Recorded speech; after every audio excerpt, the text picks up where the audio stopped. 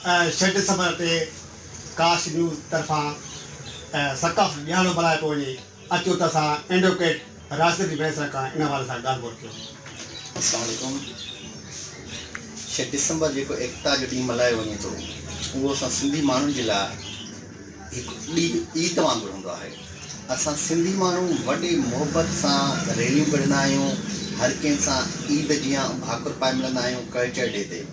Culture day ते असां पंहिंजे अजरक खे माना पाईंदा आहियूं, टोपी पाईंदा आहियूं, जंहिंमें असां शहज़ादा लॻंदा आहियूं। सिंध जी सकाफ़त हिकु पुराणी सकाफ़त आहे, जंहिंजो हिकु मिसाल आहे मोहनजो जो। मोहनजो 5000 साल पुराणो बि सिंध जी सकाफ़त ज़ाहिर करे थो। जिते जे माण्हू मोहनजो जा माण्हू हिकु अमुन जो पैगाम ॾींदा हुया, सुठी ख़ूबसूरत ज़िंदगी गुज़ारींदा हुया।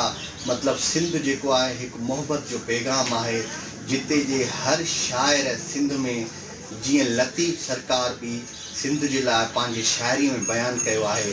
लतीफ़ जो हिकु शाइर जेको मूंखे यादि अचे थो, साईं सदाईं करी मथी सिंध सुकार, दोस्त मिठा दिलदार आलम सभु आबाद करी।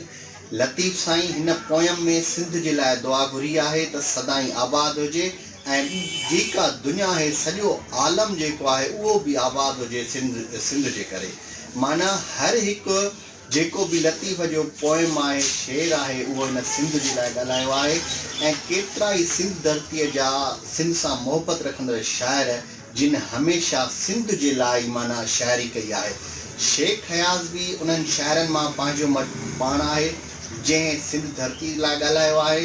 उन्हनि मां सचल सरमस्त हुजे या सामी हुजे, सभिनी सिंध धरती जे लाइ ख़ूब ॻाल्हायो आहे।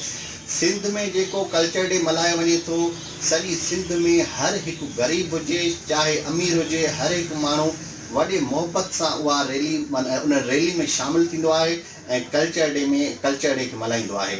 ऐं मां बिल्कुलु काश न्यूज़ वारनि खे अर्ज़ु कंदुसि त अहिड़े ई क़िस्म जा जेके वीडियोज़ आहिनि, ग़रीबनि जी आवाज़ खे, ग़रीबनि जा मसइला जेके आहिनि, जेके सियासतदाननि वटि या ॿियनि वटि नथा पहुची सघनि, उन्हनि खे बुलंद कयो वञे ऐं जिन ग़रीबनि सां मसइला आहिनि, उन्हनि मसइलनि खे हाईलाइट कयो वञे।